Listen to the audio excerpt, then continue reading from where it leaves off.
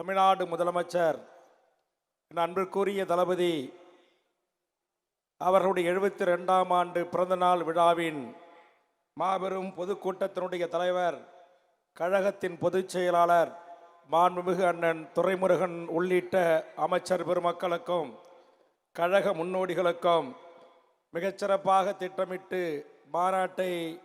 வருகை தந்த பல்லாயிரக்கணக்கான உறவுகளை வரவேற்று மிகச்சிறப்பாக ஏற்பாடு செய்திருக்கின்ற மாவட்ட கழகத்தின் செயலாளர் மாண்புமிகு அமைச்சர் அண்ணன் மா சுப்பிரமணியம் அவர்களுக்கும் கூட்டணி கட்சியினுடைய தலைவர்களுக்கும் நாடாளுமன்ற சட்டமன்ற உறுப்பினர்களுக்கும் பல்லாயிரக்கணக்கிலே திரண்டிருக்கின்ற லட்சோப லட்ச திராவிட முன்னேற்ற கழகத்தின் அடல் ஏறுகளுக்கும் பத்திரிகை ஊடக நண்பர்களுக்கும் என் அன்பான மாலை வணக்கத்தினை உரித்தாக்கி, திராவிட முன்னேற்ற கழகத்தின் தலைவர் மறைந்த முத்தமிழ் அறிஞர் தலைவர் கலைஞர் அவர்களின் தாக்கம் இல்லாத தமிழகம் இல்லை என்கிற போல் இன்றைக்கு மாண்புமிகு தமிழ்நாடு முதலமைச்சர் அண்ணன் தளபதி அவர்களின் தாக்கம் இல்லாத தமிழக கிராமம் இல்லை என்கிற ஒரு நிலை தமிழ்நாட்டின் ஆட்சி அதிகாரத்தில் இருக்கக்கூடிய திராவிட முன்னேற்ற கழகத்தின் மிக நேர்த்தியான திட்டமிட்டு மக்களுக்கான திட்டங்களை அடுக்கடுக்காக தீட்டி எல்லா துறைகளிலும் முத்திரை பதிக்கின்ற ஒரு வரலாற்று சிறப்புமிக்க நிகழ்வை தமிழகம் சந்தித்து கொண்டிருக்கிறது. இந்த வரலாற்று சிறப்புமிக்க நிகழ்வை ஏற்படுத்த முடியாதவர்கள், ஏற்படுத்த இயலாதவர்கள் சங்கிகளாக மாறி நம் மீது இன்றைக்கு கோபக்கனலில் கொப்பளித்துக் கொண்டிருக்கிறார்கள். இந்திய நாட்டிற்கு வழிகாட்டியான பல்வேறு சமூக நீதி திட்டங்களையும் மக்கள் நல திட்டங்களையும் கொண்டு வந்து அத்துணை துறைகளிலும் தனித்தே முத்திரை பதித்து தான் சிறு வயதில் நினைவு தெரிந்த காலத்திலிருந்து திராவிட முன்னேற்ற கழகத்தின் கட்சி கொடியை பிடித்து பேரறிஞர் அண்ணா, தந்தை பெரியார்,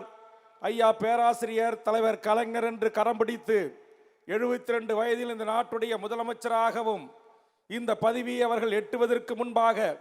சாதாரண ஒரு வட்டத்தில் தொடங்கி இந்த நாட்டுடைய பல்வேறு திராவிட முன்னேற்ற கழகத்தின் முன்னணி பொறுப்புகளை வகித்து அரசு பதவிகளாக சட்டமன்ற உறுப்பினராக, மேயராக, உள்ளாட்சித்துறை அமைச்சராக, துணை முதலமைச்சராக, இன்றைக்கு தமிழ்நாட்டின் முதலமைச்சராக மட்டுமல்ல, இந்தியாவின் ஜனநாயக மாண்புகளை காக்கின்ற மதச்சார்பற்ற மக்களுக்கான கூட்டணியை உருவாக்குவதில் மகத்தான தலைவனாக உயர்ந்து நிற்கின்ற மாண்புமிகு தளபதி அண்ணன் ஸ்டாலின் அவர்களை நான் சார்ந்திருக்கிற தமிழக வாழ்வுரிமை கட்சியின் சார்பாக பிறந்த நாள் வாழ்த்துக்களை பதிவு செய்வதிலே பெருமை கொள்கிறேன். காரணம், ஒரு மிக மிக பின்தங்கிய சமூகத்தில் பிறந்து தன் உழைப்பால் உயர்ந்த தலைவர் கலைஞர் அவருடைய அன்பு வாரிசாக இருக்கிற அண்ணன் தளபதி அவர்களும் அதே வழி நின்று ஒரு சாதாரண கடையில் ஒரு சாதாரண பத்திரிகையை விநியோகம் செய்து சக நண்பர்களோடு சேர்ந்து இளைஞர் அணி என்கிற அமைப்பை உருவாக்கி ஆற்றல் மிகு திராவிட முன்னேற்ற கழகத்தில் அடுக்கடுக்கான பதவிகளில் வந்து இன்றைக்கு உலகம் வியந்து பார்க்கிற ஒரு மாபெரும் மக்கள் தலைவனாக, ஒரு மாபெரும் மக்கள் இயக்கமாக திராவிட முன்னேற்ற கழகம் என்கிற அரசியல் பேர் இயக்கத்தை நடத்துகிற இயக்கத்திற்கு தலைமையேற்று தன்னுடைய அமைச்சரவையில் எல்லா துறைகளும் இன்றைக்கு மகத்தான சாதனை படைக்கின்ற,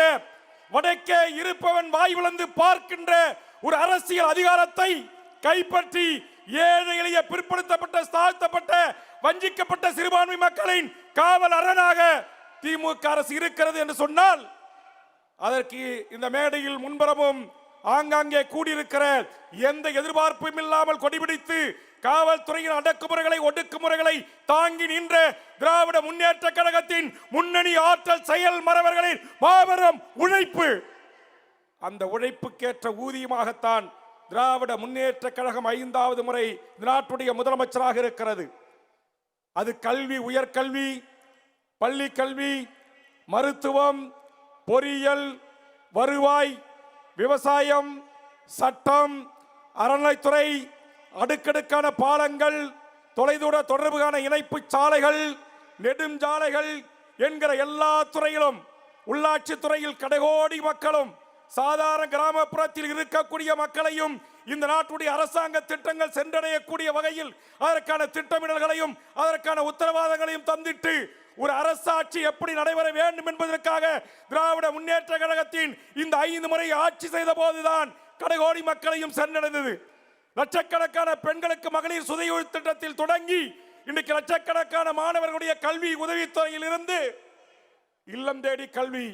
மக்களை தேடி மருத்துவம் என்று மகத்தான திட்டங்களால் எதிரிகள் இன்றைக்கு ஆச்சரியத்துடனும் ஆச்சரியக்குறியுடனும் பார்க்கிறார்கள். ஆதலால் தான் நம்மை பின்னோக்கி அழைப்பதற்காக கொண்டு வருகிறார்கள் புரியாத மொழி இந்தி. சமீப காலமாக குறிப்பிட்ட சில நாட்களில் மாண்புமிகு தமிழ்நாடு முதலமைச்சர் சீஃப் மினிஸ்டர் ஆஃப் தமிழ்நாடு என்று சொல்லக்கூடிய ட்விட்டர் பக்கங்களும் முகநூல் பக்கங்களிலும் நறுக்கு தெரித்தால் போல் அவர்கள் இடுகின்ற குறியீடுகள் பதிவுகள் இன்றைக்கு மோடியினுடைய சகாக்களும் பதில் சொல்ல வேண்டிய நிர்பந்தத்திற்காலாகி இருக்கிறார்கள். அதுதான் தமிழ்நாட்டில் இருக்கிற 39 நாடாளுமன்ற தொகுதிகளை குறைப்பேன் என்று சொன்னவர்கள் இன்றைக்கு தமிழ்நாட்டில் வந்து கோயம்புத்தூருக்கு வந்து சொல்லிவிட்டு சென்றிருக்கிறார். நம்முடைய தமிழ்நாட்டு திரைப்படத்திலே ஒருவர் வருவார் அல்லவா, அவரை போன்று காட்சி பொருந்தக்கூடிய அவர் சொல்லியிருக்கிறார், தமிழ்நாட்டில் கண்டிப்பாக 39 தொகுதிகளை நாங்கள் மறுசீரமைப்பில் குறைக்க மாட்டோம் என்று சொல்லுகிறார். ஆக குறைப்பதற்காக தங்களுடைய அதிகாரப்பூர்வ இணையதளத்திலேயே எத்தனை தொகுதிகள் குறையும் இந்திய நாட்டில், குறிப்பா தென்னிந்தியாவில் என்று அறிவித்துவிட்டு இன்றைக்கு தமிழ்நாடு முதலமைச்சர் கொடுத்த முதல் எதிர்ப்பு குரலுக்கு அடிபணிந்து நாட்டுடைய உள்துறை அமைச்சர் அதற்கு பொறுப்பானவர் இல்லை, தமிழ்நாட்டின் தொகுதிகள் குறையாது என்று அறிவிக்கக்கூடிய நிர்பந்தத்தை லட்சோப லட்சம் மக்கள் தலை கொண்ட திராவிட முன்னேற்ற கழகம் என்ற மாபெரும் இயக்கத்தின் தலைவரும் தமிழ்நாட்டின் முதல்வரும் கொடுத்த அழுத்தம் அதற்கான வாய்ப்பு வாய் திறக்க வைத்தது என்பதை இந்த நேரத்திலே பதிவு செய்து தன் கடின உழைப்பால் மாபெரும் மக்கள் தலைவனாக உயர்ந்து மாபெரும் அரசியல் தலைவனாக உயர்ந்து பல்லாயிரக்கணக்கான மக்களின் அன்பை பெற்று ஆட்சி அதிகாரத்துவம் எவருக்கும் நான் குறைந்தவன் அல்ல, நான் கலைஞர் முத்துவேல் கருணாநிதியுடைய மகன் ஸ்டாலின் என்பதை நிரூபித்து காட்டிய தலைவனுக்கு வாழ்த்துக்களை கூறி வாய்ப்புக்கு நன்றி கூறி நிறைவு செய்கிறேன்.